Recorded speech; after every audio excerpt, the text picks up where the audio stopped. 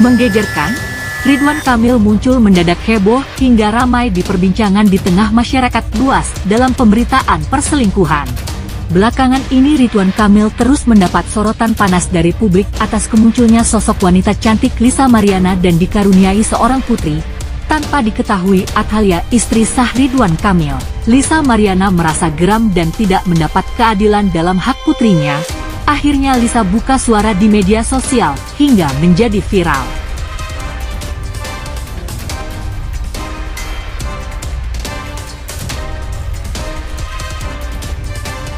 Pemirsa, tentu membuat para netizen menjadi bertanya-tanya. Sosok Ridwan Kamil yang tersorot di media terlihat begitu romantis dan mencintai penuh terhadap sang istri Ibu Athalia. Naas, kini Ridwan Kamil kembali akan berurusan dengan hukum jika itu memang benar terbukti. Belum lama ini, kuasa hukum dari pihak Ridwan juga melakukan prekonferensi melalui via Zoom dengan beberapa awak media. Dalam pernyataan tersebut, pihak Ridwan Kamil membantah dengan adanya isu seketika muncul hingga mendadak heboh yang menyangkut kliennya. Lantas, seperti apakah pendapat praktisi hukum Tommy Triyunanto melihat polemik hingga hebohnya pemberitaan mantan pejabat Gubernur Jawa Barat dengan wanita cantik Lisa Mariana? Akankah Ridwan Kamil terseret ke ranah hukum atas azas perzinahan atau hanya pengalihan isu perkara sebelumnya? Apa itu membuktikan secara hukum gitu loh, karena bagaimanapun siapa yang menuduh dia harus membuktikan. Itu kan ada juga di hukum kan begitu.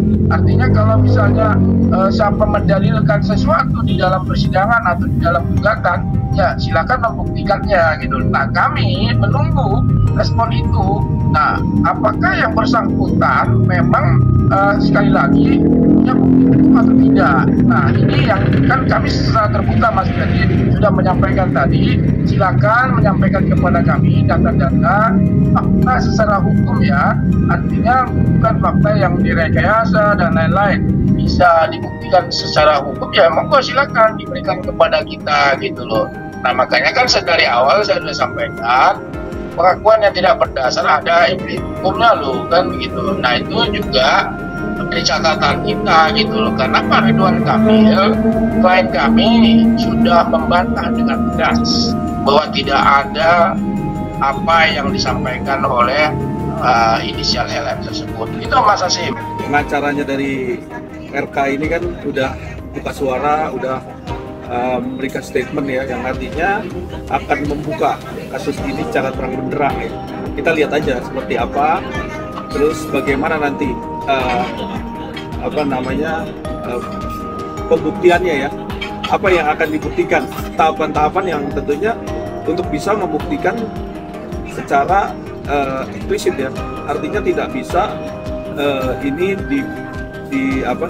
dibiarkan secara terus-menerus. Kalau memang ini tidak benar, tentunya harus dibuktikan apakah berita ini hanya berita settingan. Kita nggak tahu apa ini settingan atau ini kebenaran.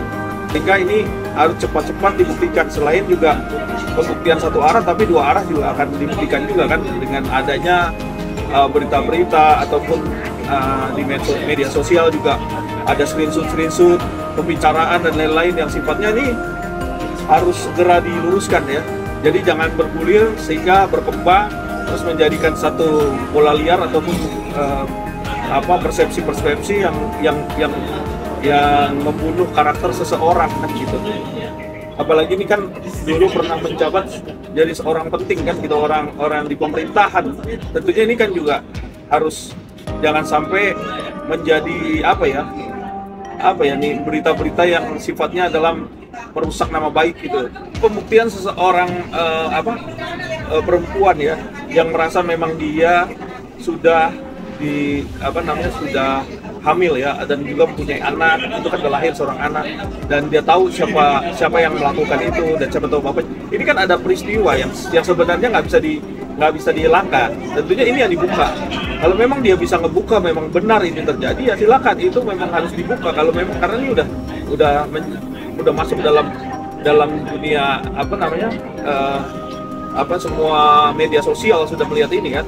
Kalau ini bisa dibuktikan, silahkan. Tapi kalau enggak, hati-hati juga, ini bahaya juga buat Lisa kan. Ini kan juga jadi backfire. Jangan sampai dia mengatakan apa yang dikatakan itu tidak bisa dipertanggungjawabkan. Kalau bisa, lakukan. Jadi cepat-cepat dilakukan. Seperti apa? Baik, kan ada tahapannya. Sebelum dia ketemu, terus dia melakukannya di mana, terus dia waktu itu cek hamil di mana, rumah sakit apa, ya kan? Dia tahu tuh. Terus pada waktu itu dia melahirkan, terus ada prosesnya, terus ada jejak digital pada waktu dia ngelahirin, ya kan? Dia kan tahu siapa bapaknya kan, seperti itu. Itu kan ada peristiwa namanya apa? Komunikasi ya, komunikasi yang nggak mungkin terputus kalau itu betul itu bapaknya. Jangan-jangan ujuk-ujuk kenapa begitu dia sudah melahir, anaknya besar, terus baru ngomong seperti itu juga harus dibuktikan. Jadi jangan sampai ini berkembang seolah-olah bahwa ini terjadi. Ini ada apa namanya screenshot itu petunjuk itu dan macam-macam apa, ada juga WA, ada juga percakapan yang sudah ditayangkan atau disebar di media sosial. Ini kan juga harus terbukti. Jadi artinya nggak mungkin peristiwa itu terputus di tengah, terus akhirnya dia melakukan setelah anaknya besar baru dimuat ke media. Jadi yang terutama tuh adalah dua belah pihak sepakat untuk melakukan tes DNA anaknya. Itu pertama. Yang kedua, setelah dilakukan tes DNA baru tahu nih apakah anak ini benar ya anaknya RK, kan gitu. Ini simpel sekali sebenarnya. Setelah anaknya itu benar anaknya RK, tentunya ini dibikin statusnya seperti apa, karena ini kalau nggak berkembang menjadi satu tindak pidana, ini adanya satu perzinahan di luar nikah kan, seperti itu. Nah ini berat sekali nih kan, ada bentuk pidananya. Nah ini kalau nggak harus diakuin ya, kalau nggak diakuin maka status anaknya ini sebagai apa kan gitu.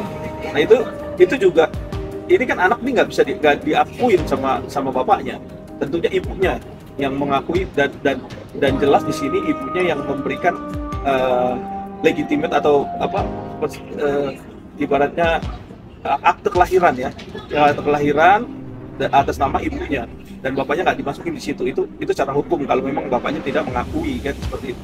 Nah, tinggal bagaimana proses hukumnya, karena kan di sini jelas ya melakukan perzinahan di luar nikah kan, seperti itu.